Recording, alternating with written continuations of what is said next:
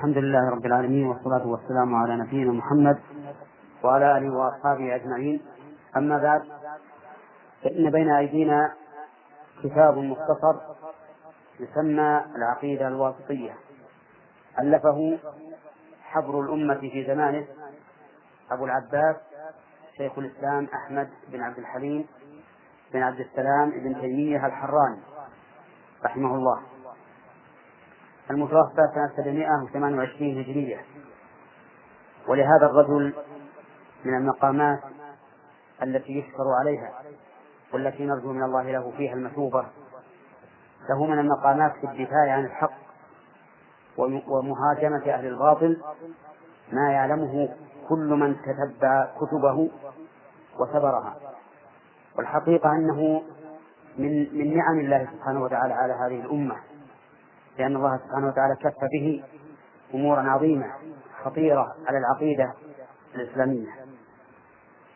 هذا الكتاب كتاب مختصر سماه العقيدة الواسطية لأنه حضر إليه رجل من قضاة واسط وشكى إليه ما كان الناس يعانون من المذاهب المنحرفة فيما يتعلق بأسماء الله وصفاته، فكتب هذه العقيدة التي تعتبر زبدة لعقيدة أهل السنة والجماعة فيما يتعلق بالأمور التي خاض الناس فيها بالبدع وكثر فيها الكلام والقيل والقال. وقبل أن نبدأ في الكلام على هذه الرسالة العظيمة أو الكتاب الصغير حجما الكبير معنى، نحب أن نبين أن جميع رسالات الرسل من أولهم نوح عليه الصلاة والسلام إلى آخرهم محمد صلى الله عليه وسلم كلها تدعو إلى التوحيد، كلها تدعو إلى توحيد الله عز وجل. قال الله تعالى: وما أرسلنا من قبلكم من رسول إلا نوحي إليه أنه لا إله إلا أنا فاعبدون.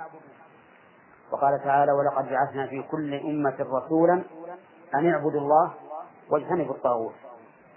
وذلك أن الخلق خلقوا لواحد فقط وهو الله عز وجل، خلقوا لعبادته لتتعلق قلوبهم به تألها وتعظيما وخوفا ورجاء وتوكلا ورغبة ورهبة، حتى ينسلخوا عن كل شيء من الدنيا لا يكون معينا لهم على توحيد الله عز وجل في هذه الأمور.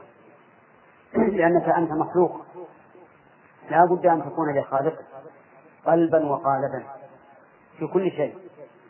لهذا كانت دعوة الرسل عليهم الصلاة والسلام إلى هذا الأمر الهام العظيم، عبادة الله وحده لا شريك له.